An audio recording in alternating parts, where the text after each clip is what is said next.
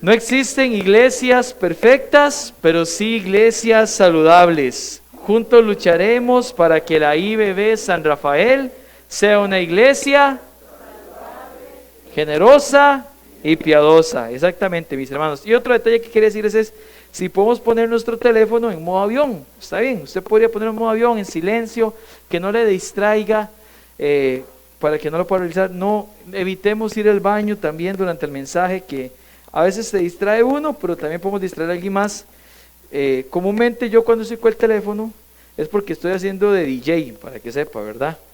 Porque aquí tengo para, ven, luego la paro, está la tecnología. Entonces, para que lo sepan, porque si alguno me ha visto que estoy en el culto y cuando pasa la lectura, es porque aquí tenemos una playlist que es para estar poniendo. Entonces cuando viene la lectura, viene la invitación, entonces, controlado todo yo capi, estoy hablando. Entonces, para que lo tomemos en cuenta, pero que usted no se tenga que distraer con nada, ¿está, mis amados hermanos? Un pastor de Burkina Faso fue invitado a cenar a casa de un matrimonio de la congregación. Ellos prepararon muy amablemente una rica cena y sacaron utensilios para la ocasión. Después de comer y a la hora de recoger, la señora notó que le hacía falta una cuchara en su vajilla de plata. Por tal razón le dijo a su marido: no puede ser, creo que el pastor se robó la cuchara de plata. Tal vez fue un error, replicó el marido, el domingo nos daremos cuenta. Así que al asistir al servicio el siguiente domingo, esperaron que el pastor mencionara algo. Entablaron una conversación al finalizar y nada. Y ahora sí dijo a la señora: en definitiva se la robó. Ellos estuvieron molestos todo un año con el pastor, asistiendo regularmente, pero con una actitud que no les permitía disfrutar de la adoración al Señor. Con todo y esto, al año invitaron al pastor nuevamente a casa a cenar. Ahora sí, dijo la señora. No se pudo contener y en media cena le preguntó: pastor, ¿usted se robó la cuchara de plata? Y el pastor le contestó: no, hermana, la puse dentro de su Biblia. Hermanos, hoy hablaremos de una convicción piadosa que nos hará evitar albergar sentimientos que no corresponden a miembros de una iglesia saludable, generosa y piadosa. Hoy hablaremos de la convicción piadosa de conocer y atender la Escritura. Vaya al libro de Marcos, por favor, el capítulo 12. Marcos capítulo 12. Leeremos los versículos del 18 al 27. Marcos 12 del 18 al 27.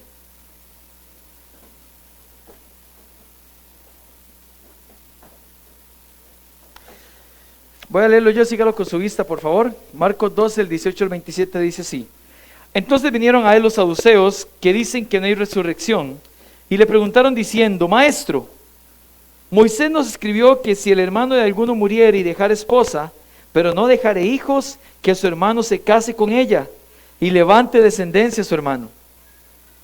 Hubo 7 hermanos, el primero tomó esposa y murió sin dejar descendencia.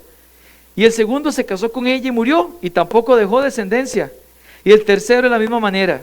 Y así los 7, y no dejaron descendencia. Y después de todo murió también la mujer.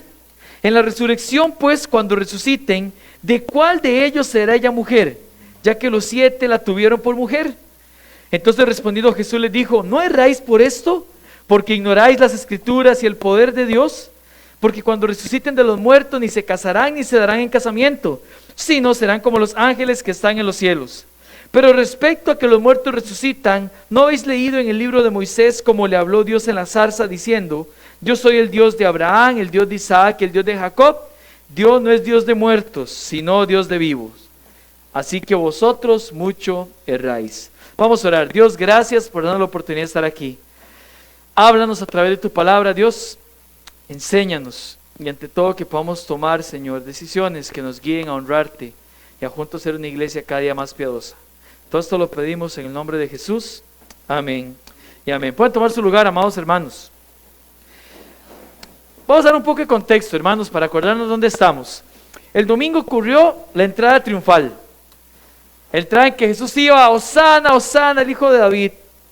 El lunes por la mañana, la higuera sin fruto y luego la purificación del templo.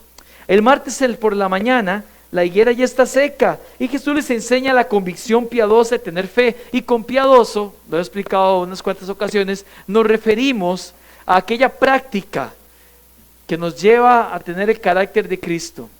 La piedad es relación con Dios, intimidad con Dios, en conformidad con Dios. Y hermanos, Jesús, después de ver la higuera seca y enseñarle la convicción piadosa de tener fe, llega al templo y comienzan a llegar distintos grupos. Le harán 4 preguntas, todas con un fin más allá del simple conocimiento de la opinión del Señor. No preguntan para conocer nada, preguntan porque quieren tentar a Jesús y hacerle quedar mal. Primera pregunta: ¿con qué autoridad haces estas cosas? ¿Y quién te dio autoridad para hacer estas cosas? Segunda pregunta: ¿es lícito dar tributo a César o no? ¿Daremos o no daremos? En la primera pregunta, ¿con qué autoridad? Les enseñó la convicción piadosa de reconocer la autoridad. Y en la segunda, la convicción piadosa de ser íntegro. Y ahora viene una tercera pregunta. Ahora, los primeros personajes fueron los principales sacerdotes, los escribas y los ancianos. La enseñanza previa que tuvimos eran los fariseos y los herodianos. No heredianos, ¿verdad? Herodianos. Y ahora vamos para un nuevo frente. Esto quiere decir, si ya tenemos, vamos a contarlos, a los principales sacerdotes, a los fariseos, a los escribas, a los herodianos y a los ancianos, ya tenemos 5 grupos que están buscando cómo desacreditar a Cristo. Y se le va a sumar el sexto, 6 gremios los cuales estaban en contra del Señor. Y ya 5 de ellos han quedado mal parados. Yo diría que en ridículo. Y aquí viene uno más. Veamos cómo le va. Y al igual que los discípulos en aquella ocasión, hermanos, observemos detenidamente la interacción para ver cuál lección podemos nosotros echar para nuestro saco. Punto número 1 en nuestro bosquejo: la premisa de los saduceos. La premisa de los saduceos. Versículo 18. Entonces vinieron a él los saduceos. ¿Quiénes eran los saduceos? ¿Quiénes eran? Les voy a dar 10 puntos, hermanos, sobre los saduceos para que usted tenga en mente una noción clara de cuál es el grupo que viene contra Jesús. Van a estar los 10 puntos ahorita para que usted los pueda ver. Punto número 1. Lo que todas las escrituras mencionan de los saduceos eran quienes no creían en la resurrección. Punto número 2. Los saduceos eran en su mayoría sacerdotes y muy acaudalados. Por esta razón eran presumidos y menospreciaban a otras clases sociales. Punto número 3. Los saduceos tenían un fuerte enfoque materialista, eran materialistas. Eran los administradores del bazar de Anás. El bazar de Anás era lo que conocemos, estuvimos viendo la semana tras anterior, el lugar donde en el atrio de los gentiles habían comenzado a dar gente para que fueran cambistas y vendedores de cosas para sacrificios. Se le llamaba el bazar de Anás porque Anás era el sumo sacerdote antes de que llegara Caifás. Y Anás seguía teniendo una influencia muy grande. Bueno, quienes estaban administrando eso eran los saduceos. 4. Esto porque su poder e influencia era considerado el partido político que elegía a los sacerdotes. Ellos elegían quiénes eran los sacerdotes. Número 5. Su lugar de trabajo era el templo de Jesús había purificado un día antes. ¿Cómo se sentían si el Señor le purificó donde estaban ellos? Punto número 6. Su poder era tal que eran considerados uno de los 4 grupos más relevantes en Israel. Eran los 4 grandes, no de Liverpool, ¿verdad? Los 4 grandes de Israel. ¿Quiénes eran? Los fariseos, los celotes, que eran un tipo de personas que eran insurreccionistas, que estaban en contra de Herodes y demás. Los esenios, que eran monjes y ascetas, practicaban el ascetismo. ¿De dónde viene la línea la línea budista, digamos, para que tengan una idea de dónde estamos hablando? Y además de eso, teníamos obviamente a los saduceos. O sea, eran de los 4 grupos más importantes y relevantes que habían. Número 7, al igual que los herodianos, se encontraban en oposición con los fariseos, porque los celotes, según Hechos 23:8, negaban que no hay resurrección, ni ángel, ni espíritu. Pero los fariseos afirmaban estas cosas. Ahora, no era que los fariseos estuvieran del todo bien, porque no se apegaban a la ley tampoco.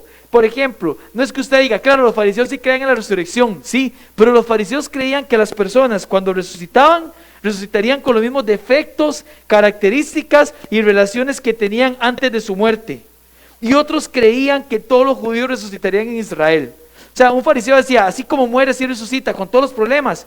Y había fariseos que decían, judío que muere en cualquier parte del mundo, va a resucitar en Israel. Punto número 8. Esto lo descartaban los saduceos, quienes tenían una buena participación en el Sanedrín y por ello, aun siendo pocos, eran influyentes. Ahí pusimos influencers, la palabra de moda. Esta gente era influyente. Número 9. Otro punto en que diferían eran que los saduceos, al no creer en vida después de la muerte, o sea, eran aniquilacionalistas, se enfocaban en vivir de la mejor manera aquí. Y por ello eran muy cercanos a los romanos. Con tal de tener poder, fama y riquezas, colaborarían con quien fueran. Y además de eso, hermanos, querían darle un golpe a Jesús, como un guiño a Roma.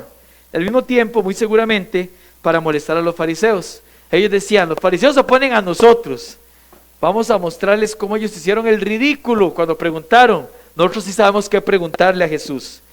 Punto número 10, por último, a diferencia de los fariseos, que tenían su Talmud y sus escuelas rabínicas, los saduceos tenían un enfoque centrado en el Pentateuco. Ellos creían solo en la Torá y veían a cualquier otro escrito como una aplicación de estos primeros 5 libros. Hermanos, ese es el panorama que nos encontramos al llegar a este punto. Ya tenemos una idea más o menos quiénes son los saduceos. Amén, hermanos. Amén, hermanos.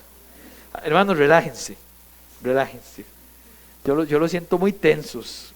El grupo de las 8:30 viene más relajado.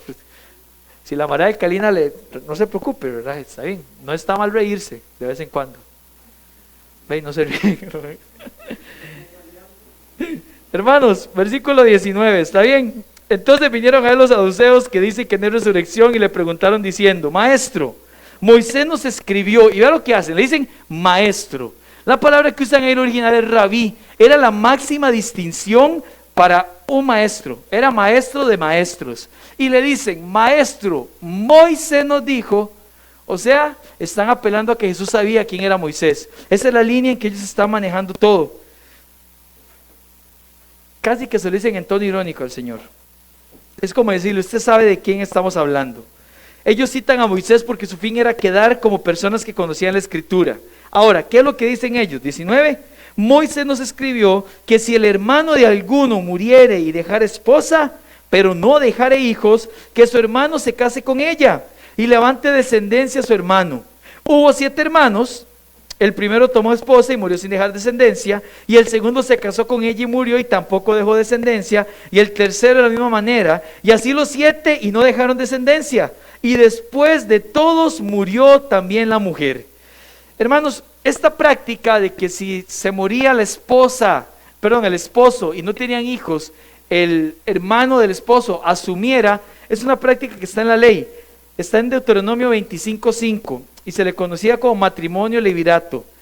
Deuteronomio 25:5 dice, está en la pantalla para que lo pueda leer. Cuando hermanos habitaren juntos y muriera alguno de ellos y no tuviere hijo, la mujer del muerto no se casará fuera con hombre extraño. Su cuñado se llegará a ella y la tomará por su mujer y hará con ella parentesco. Esto decía que si un hombre muriese sin tener hijos, su hermano debía casarse con la viuda para mantener descendencia y evitar la mezcla con el pueblo pagano. En los tiempos del Antiguo Testamento esta era una práctica muy seria. Incluso recordamos, hermanos, el caso de Judá y Tamar, el que leímos hace como 2 semanas como iglesia, Génesis 38, que Judá tuvo 3 hijos, su primogénito se casa con Tamar, él muere y entonces Judá a su segundo hijo le dice que se case con Tamar, pero el segundo hijo no le quiere dar descendencia a Tamar. Y por eso dice que Dios lo castiga y lo mata. Era muy serio lo que está pasando. O sea, era ley. Ahora, ¿se practicaba esa ley del matrimonio levirato o levirato en los tiempos de Cristo? No lo sabemos. Pero de que es ley, es ley. Y entonces ellos dicen, aquí agarramos a Jesús. Porque vienen a contarle lo que está pasando. Ahora, yo personalmente leo esto, dice, hubo 7 hermanos, el primero tomó esposa y murió sin dejar descendencia, el segundo se casó con ella y murió, y así 7 hermanos. Algunos comentaristas creen que esto es algo inventado, otros que no. Para mí raya en lo absurdo pensar en esto, 7 hermanos de esa manera. Sea como sea, fue el ejemplo que usaron los saduceos para Jesús. Y esto lo llevó a cometer una falacia en el versículo 23. Versículo 23. En la resurrección, pues, cuando resuciten, ¿de cuál de ellos será ella mujer? Ya que los 7 la tuvieron por mujer. Hermanos, esto es una falacia porque ellos llegan a una conclusión que las premisas no proveen. Una falacia es cuando usted tiene premisas verdaderas, pero llega a una conclusión falsa. Ese es un tipo de esas falacias. Hay premisas reales, pero la conclusión no se puede intuir de esas premisas. Moisés dio la ley. Sí, amén, hermanos. Eso, ya estamos más conectados. Moisés dio la ley, sí, pero la extensión de la ley era para vivos o para muertos. Para vivos, ¿verdad? Nunca la ley sirve para los muertos. ¿Qué beneficio tiene que recibir o cumplir un muerto? Ninguno. Entonces le dice, están hablando de que la ley debería aplicarse después, hablando del matrimonio, casarse. Ahora, hermanos, recordemos que su fin era ridiculizar la enseñanza de Jesús y al mismo tiempo ridiculizar a los fariseos. Y al igual que los grupos anteriores pensaron que con su premisa dejaron a Jesús, si a usted le gusta el ajedrez va a entender esto, le dejaron jaque mate completamente. Y esta fue la tercera pregunta que Jesús debió responder este martes. Tenemos las primeras dos que él había hecho. Primero le habían preguntado al Señor, ¿con qué autoridad? La segunda, ¿daremos o no daremos? Y la tercera pregunta está aquí, con su vista. ¿Qué dice aquí, hermanos? 23. ¿De cuál de ellos será ella mujer? Ya que los 7 la tuvieron por mujer. Pobre mamá de esos muchachos, ¿verdad? La nuera le mató a todos los hijos. ¿Qué nuera se fue a llevar? Yo ni los peces, lo doy a alguien así. Bueno, la premisa era esta, hermanos. Si Jesús cree y defiende la resurrección, si habla de vida después de la muerte, pero no puede sustentarlo, no es un rabí confiable. Eso es lo que ellos están presentando. Si Jesús dice que hay vida, pero una vez que resucita no puede decir quién queda con esta mujer, quiere decir que su enseñanza no es confiable. Pero Jesús les dio una respuesta magistral. Y punto número 2 es ese, una respuesta magistral, la respuesta magistral del Señor. Versículo 24. Entonces, respondiendo Jesús les dijo, ¿no erráis por esto? Porque ignoráis las Escrituras y el poder de Dios. Hermanos, Jesús apunta a dos cosas que suceden cuando una persona está llegando a una conclusión que la Biblia no da. Demuestra, primero, que está desviado de la verdad. La palabra errar que está ahí es la palabra planeo, de donde viene planeta, que sigue una órbita. Errar está hablando de algo que se desvía de su órbita. Están errando y están ignorando el poder de Dios que podría levantar de los muertos. ¿Por qué? Versículo 25. Y Jesús les explica, pero vea, la base es esta, que ellos están ignorando las Escrituras y el poder de Dios. Versículo 25. Porque cuando resuciten de los muertos, ni se casarán ni se darán en casamiento, sino serán como los ángeles que están en los cielos. Aquí Jesús hace algo tremendo. Esta gente no creía en los ángeles, porque no creen en la resurrección tampoco. Y Jesús les dice y le menciona, le mete la cuñita, diríamos, ¿verdad? Cuando le menciona a los ángeles. Y les dice, no se van a casar ni se van a dar en casamiento. Ahora, ¿por qué el matrimonio no es necesario en el cielo? ¿Qué representa el matrimonio aquí en la tierra? ¿La relación de quién? De Cristo con su iglesia. En el cielo ya está Cristo y ya está la iglesia. No es necesario el matrimonio porque no hay que representar nada. Ahí ya está lo que el matrimonio debería representar. Pero además de eso le podemos sumar otras cosas que el matrimonio provee. Por ejemplo, descendencia. En el cielo no se ocupa más descendencia. La comparación con los ángeles es muy clara, porque los ángeles creados son la cantidad de ángeles creados que el Señor creó desde el comienzo y no hay más. Amén, hermanos. El Señor no pasa creando, Él ya creó todo lo que tenía que crear en 6 días. Amén, hermanos. ¿Están conmigo? Amén, ¿sí? Ok, vamos. Y además de eso, el matrimonio también sirve para proveer placer. Pero en el cielo el único placer que vamos a tener es el estar glorificando a Dios eternamente. No tiene sentido el matrimonio en el cielo. Jesús se los hace ver que ellos están apuntando a eso porque ellos ignoran las Escrituras. Versículo 26. Ahora va a hablar acerca de la otra parte. Pero respecto a que los muertos resucitan, ¿no habéis leído en el libro de Moisés cómo le habló Dios en la zarza diciendo: yo soy el Dios de Abraham, el Dios de Isaac y el Dios de Jacob. Eso dice Éxodo 3:6. Hermano, le pregunto, para los tiempos de Moisés, Abraham, Isaac y Jacob estaban vivos o muertos. Muertos, ¿verdad? Sí, muertos, estaban muertos. ¿Por qué entonces, cuando está hablando con Moisés, le dice el Dios de Abraham, de Isaac y de Jacob? Bueno, porque en esta tierra estaban muertos, pero ellos tenían vida eterna con el Señor. Y después termina haciéndole el remate el 27, Dios no es Dios de muertos, sino Dios de vivos. Es más, estos saduceos que conocían la ley, seguían diciendo, el Dios de nuestro padre, Abraham, y Abraham ya estaba muerto también. El Señor se los dejó clarito. Punto número 3 del bosquejo, la raíz de una premisa errónea. El final del versículo 27 nos enseña de dónde salió todo esto. El por qué ellos tuvieron una premisa errónea es con lo que Jesús finaliza. Jesús les dice, así que vosotros mucho erráis. Esa misma expresión erráis es igual al versículo 24, tanto en nuestro idioma como en el original, donde Jesús les explica la raíz de por qué erraban.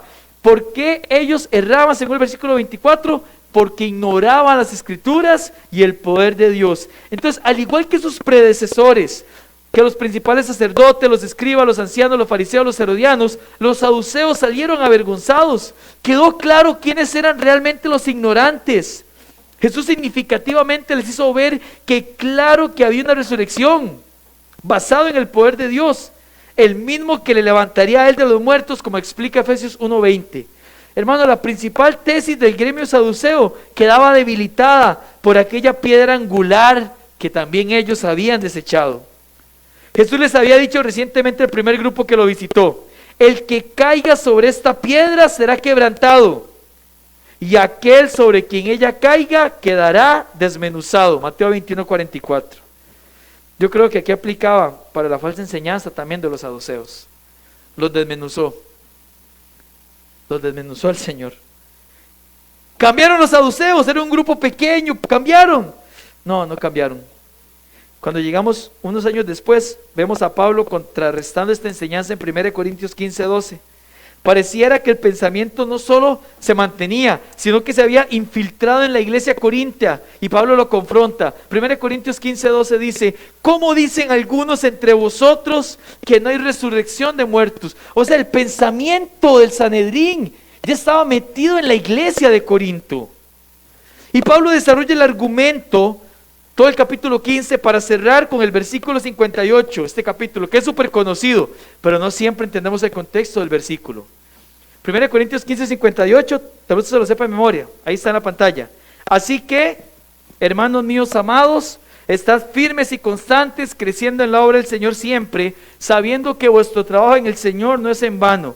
Hermanos, el contexto del versículo que acabamos de leer, 58, nos enseña que trabajamos para el Señor, porque entendemos que un día estaremos con Él. Amén, hermanos.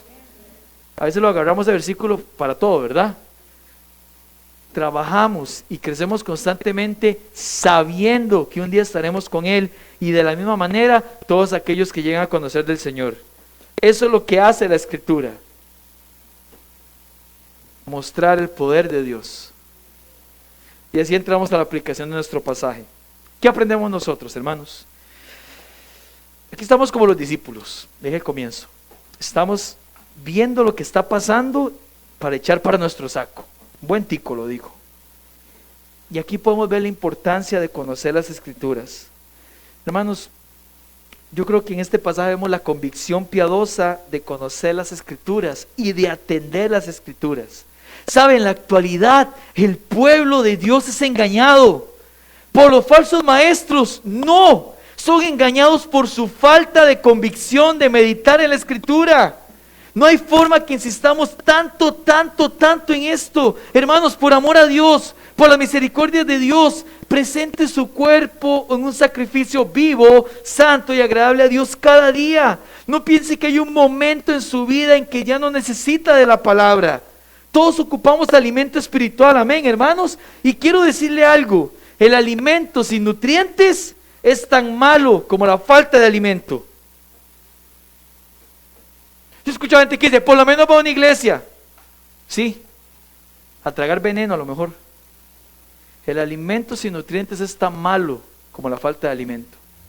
Lamentablemente en la iglesia, muchas personas mueren de hambre a la mesa del buen pastor, porque no se les alimenta con alimento sólido, hermanos. Eso nos reta a nosotros, iglesia, porque debemos procurar el alimento sólido. Debemos crecer juntos como iglesia anhelando el alimento sólido. Amén, hermanos, porque cuando no nos alimentamos sólidamente, no logramos crecer espiritualmente y el error no nos parece tan malo.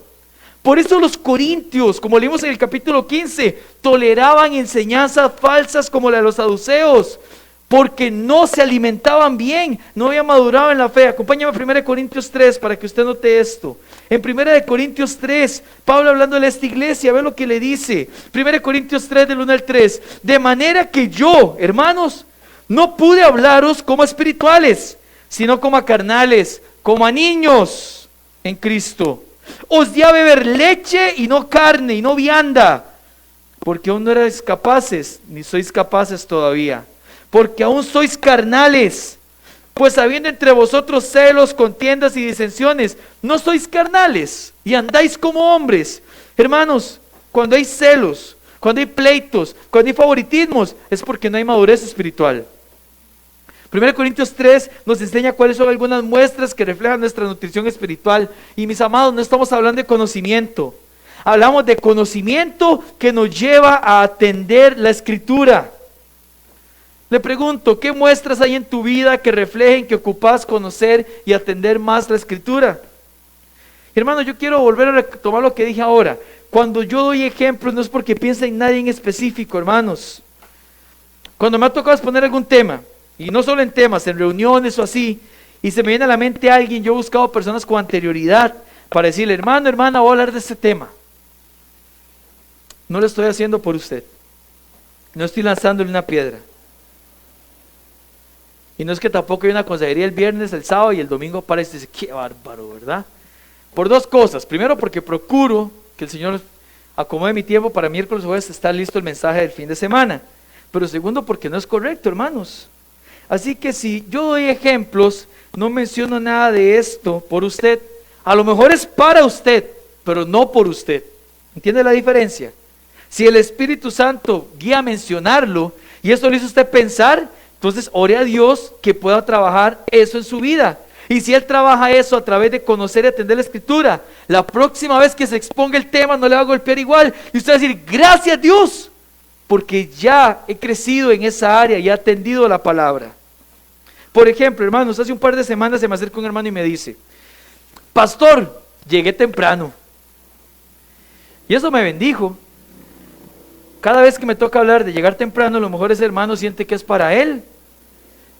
Pero ahora que está llegando temprano, adivine, ya no va a sentir que es para él. Le doy este ejemplo, hermanos, porque así funciona la Escritura. La Escritura no la conocemos para envanecernos. La conocemos para corregir lo que está mal. Amén, hermanos. Así que nuestro primer punto es este: conozca la Biblia. Nuestro primer punto de aplicación es conozca la Biblia. Hay niveles para esto. Los que hemos visto en Ejercitando la Piedad los domingos en la noche ayudan montones. Primero, si ahorita yo le pido que busque un libro, ¿sabe cómo llegar a él en la Biblia? Tal vez usted me dice, pastor, no. Entonces parte de su meta para conocer la Biblia es memorizarse el orden de los 66 libros de la Biblia. ¿Esto le hará más piadoso? Tal vez no, pero le va a familiarizar con la Escritura. Y conocer la Escritura sí le va a hacer más piadoso. ¿Qué más podemos hacer para conocer la Biblia? Memorizar, hermanos. La Escritura se atiende mejor cuando se lleva en la mente y el corazón. Salmo 119, versículo 1. ¿Están listos? Sí. Aquí es Salmo 119, 1. Bienaventurados los perfectos de camino, los que andan en la ley de Jehová. Versículo 2. Bienaventurados los que guardan y con todo. Estamos bien, hermanos, feliz, ve. Ha valido la pena ese esfuerzo. Ahí vamos. ¿Por qué, hermanos? ¿Qué dice el versículo 3? Pues no hacen iniquidad.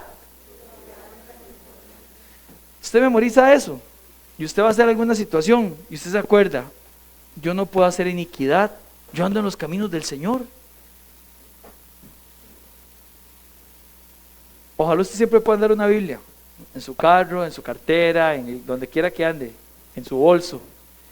Pero más importante que andarla ahí es andarla en el corazón, y por eso hay que memorizarla.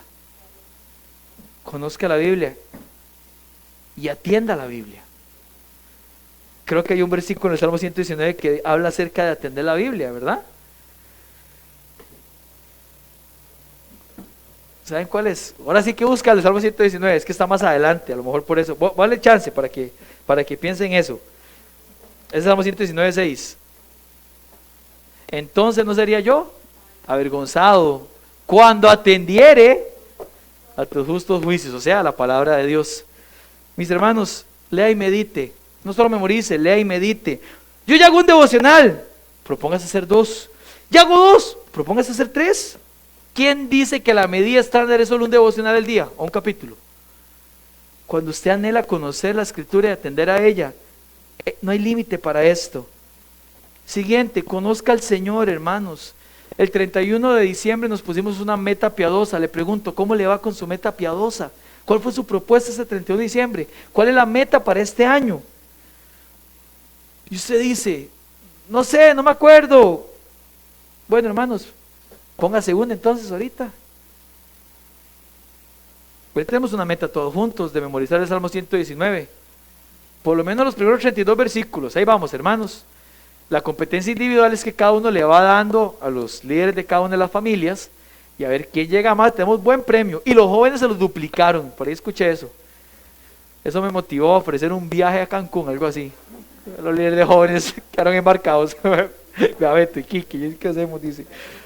¿Ah? Nicole se desconectó ahorita la predicación. No, mentira. Hermanos, si usted no está memorizando, si esta semana no memorizó los primeros 8 versículos, ¿por qué fue? Excusas sobran. Esos versículos son cortitos. Son 2 líneas. ¿Por qué no? ¿Qué le ha impedido esta semana sentarse a memorizar la Escritura? Pastor, yo no puedo memorizar. No, hermano, la semana pasada en la noche nos dimos cuenta que memorizar todos podemos. Yo no vine el domingo pasado la noche. Hay otro problema ahí entonces. Pero todos vimos esto, hermanos. Facilísimo. Usted sabe su número de cédula de memoria, un número de teléfono, una fecha de nacimiento, usted puede memorizar. Sí se puede. Pero si no memoriza, no va a ser una persona más piadosa. Hermanos, punto número 2.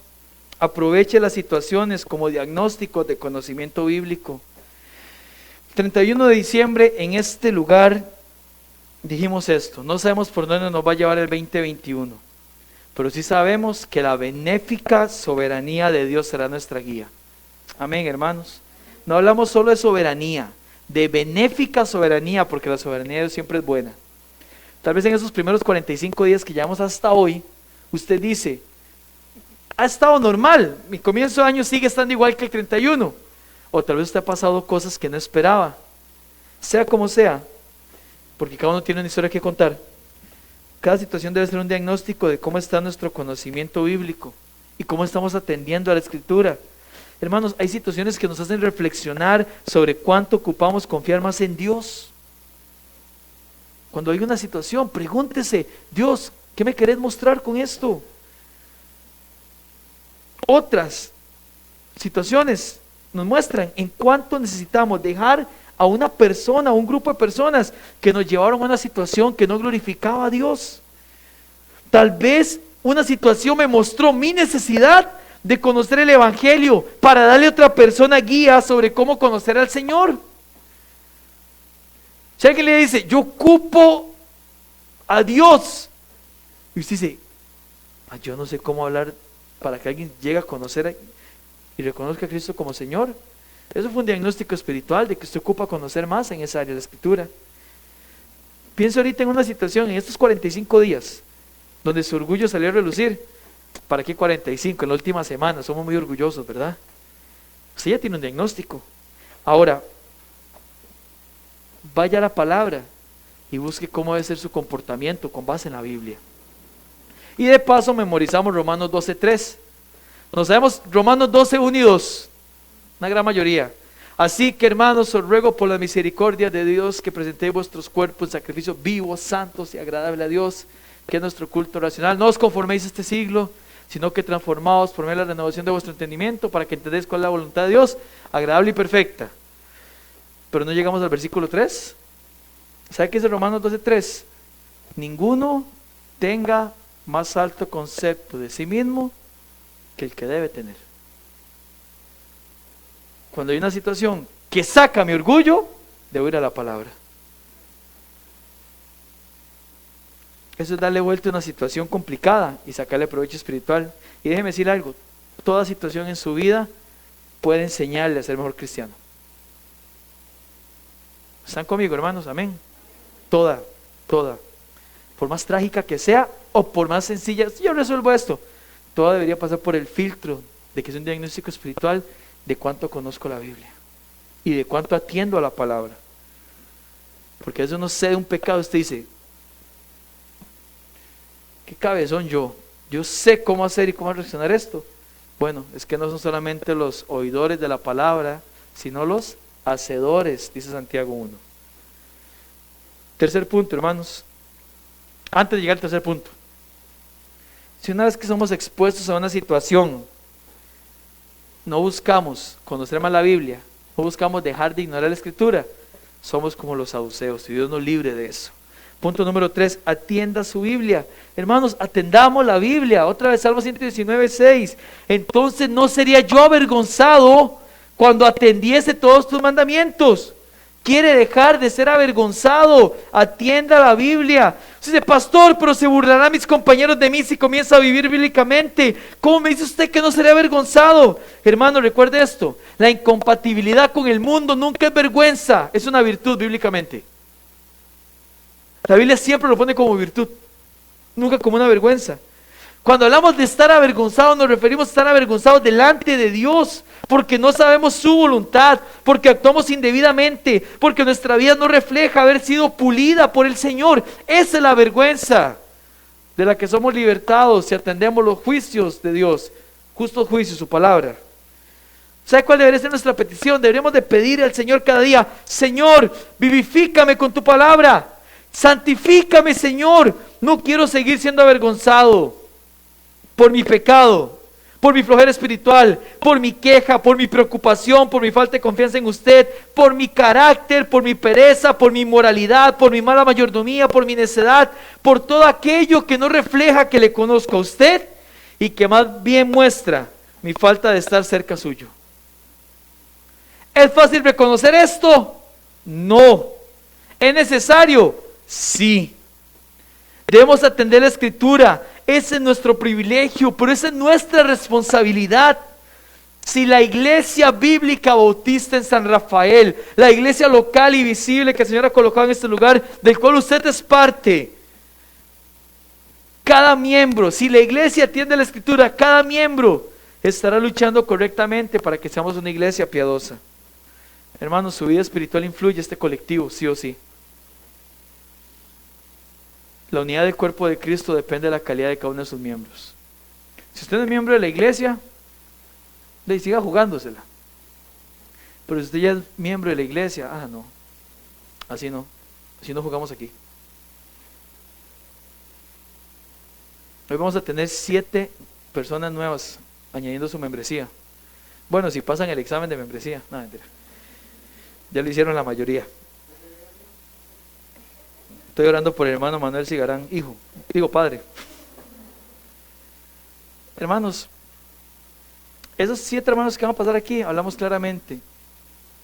Antes de bautizarlos, y les dijimos, la Biblia enseña en Hechos 2, 41 y 42, que una vez que fueron bautizados perseveran en la doctrina. ¡Ay de ustedes! Si toman en poco la palabra del Señor. Así estamos cada uno de los que hemos sido añadidos a la membresía de esta iglesia local. Aquí no añadimos miembros por añadirlos. Sinceramente, hay que estar bien seguros, porque yo me convierto delante de Dios en responsable de su alma cuando usted suma la membresía a este lugar. Por eso hacemos un curso de membresía, un examen de membresía, una entrevista que no les he hecho, pero tengo que hacer de membresía, queremos que usted esté seguro, con la convicción de que fue Dios quien le tiene aquí. Porque usted tiene la convicción, usted va a hacer todo y va a procurar todo para el adelanto de esta iglesia del Señor. Mis hermanos, si la iglesia atiende a la Escritura, cada miembro estará luchando correctamente por ser una iglesia piadosa. Conclusión: la iglesia de Cristo adolece cuando hay creyentes que pueden tener una cuchara guardada todo un año entre las páginas de su Biblia, porque nunca la escudriñan. En cambio, la iglesia se ve sostenida y bendecida por aquellos que anhelan conocer y atender la Escritura. Y quiero darle un último punto. El enemigo no ignora ni ignorará sus esfuerzos por ser más piadoso. Y pedirá permiso al Señor para zarandearlo a través de distintas situaciones. Así que agárrese fuerte del Señor y venga lo que venga, no deje de confiar en Él, no deje de orar, no deje de meditar en la palabra, no deje de servir, no deje de estudiar la Biblia y no deje de atender la Biblia. Eso hará la diferencia. El Señor también permitirá exámenes para medir su aplicación de conocimiento. Le pregunto, ¿qué pasa cuando no pasamos un examen? ¿Qué pasa? Hay que volverlo a hacer. Pero si pasa el examen, hay satisfacción y gozo. ¿Qué fue no pasar un examen? Ya toca hacer un examen de manejo. Tengo gente que ya por la cuarta y que dice, no puede ser posible, como que se bloquean. Hermanos, usted está bloqueado en algún área espiritual. Dije que el Señor lo desbloquee. Y lo va a hacer a través de su palabra. Amén, hermanos. Esto es, hermanos. Si le ha tocado repetir muchas veces el mismo examen, ore el Señor y prepárese para pasarlo esta vez. Y cuando lo pase sentirá la satisfacción que produce no solo conocer, sino atender la Escritura. ¿Y listo? No, prepárese para el siguiente nivel. A Dios la gloria, hermanos. Porque los exámenes se acabarán cuando nos graduemos en presencia del Señor. Ahí ni nos casaremos ni nos daremos en casamiento, porque estaremos desposados para siempre con el Señor. Pero mientras estamos aquí, a luchar, a conocer la Escritura y a atender la Escritura. Me gustaría cerrar con unas palabras de J.C. Ryle. J.C. Ryle dice: no pasemos por alto la Biblia para no caer en algún grave error. Más bien, leámosla con diligencia y convirtámosla en nuestra regla de fe y conducta. Trabajemos por extender la Biblia por el mundo. Cuanto más conocido sea el libro, mejor será el mundo. Esta parte, papás, es fuerte para nosotros. Enseñemos también a nuestros hijos a valorar la Biblia. Lo mejor que podemos darles es un conocimiento de las Escrituras. Amén, papás. Es lo mejor que podemos darles. Hermanos, que Dios nos dé una convicción piadosa por conocer y por atender su palabra. Nos ponemos en pie para orar, por favor.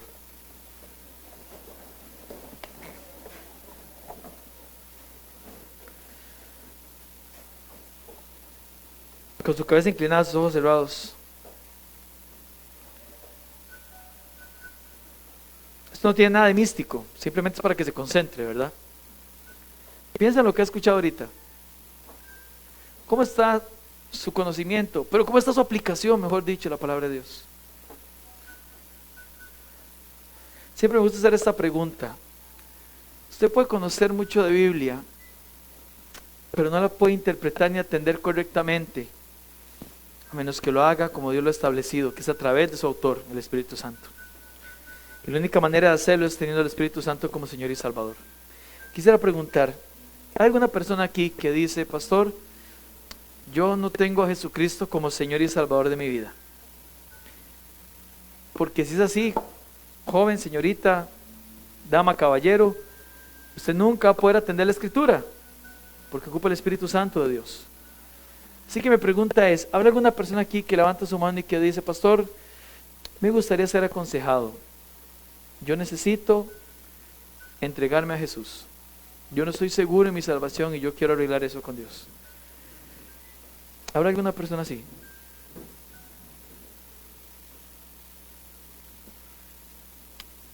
En ese caso, esperando que todos tengan ya una convicción de salvación genuina, y si no fuera así, Oraremos al Señor para que le dé esa convicción que solo el Espíritu Santo da. Quiero preguntarle, creyente, ¿cuál es el área, cuál fue el examen de la última semana que te mostró que necesitas más de Cristo? ¿Cuál fue el examen que cayó estos últimos mes y medio?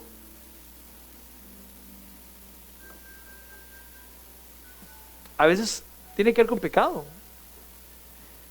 Hay una lucha contra la inmoralidad, contra la queja, contra el resentimiento, el rencor. Tal vez eso te muestre que ocupas conocer más la Escritura y atenderla. Pero también hay pecados que son más útiles, que a veces no mencionamos, respetables, dice un libro. Pecados como las preocupaciones, como la ansiedad, como el temor, como la insatisfacción, como la queja. Pastor, yo merezco estar como estoy. No, usted y yo estamos mejor de lo que merecíamos estar. Lo único que merecemos es el infierno. Eso es lo que la Biblia enseña.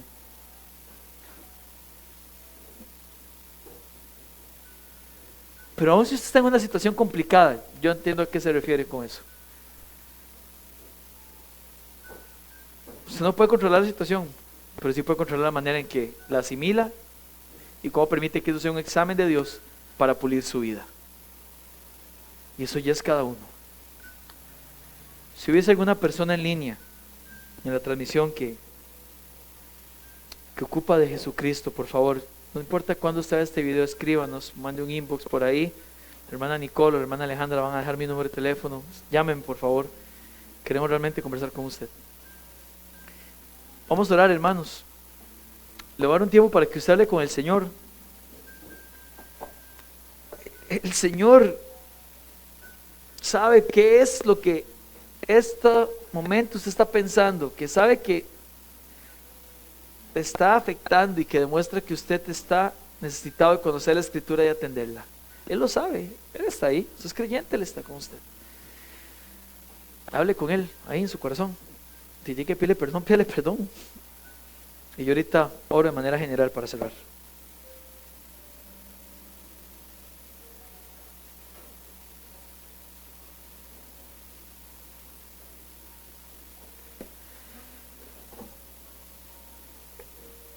Señor, usted conoce nuestra vida, conoce nuestro corazón.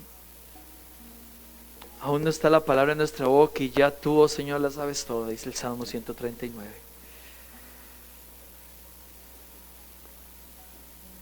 No queremos ser saduceos, Señor. No queremos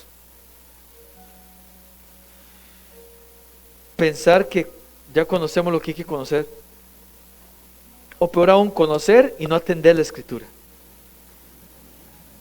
Espíritu Santo de Dios, trabaja en nosotros para que podamos atender la realidad de su palabra.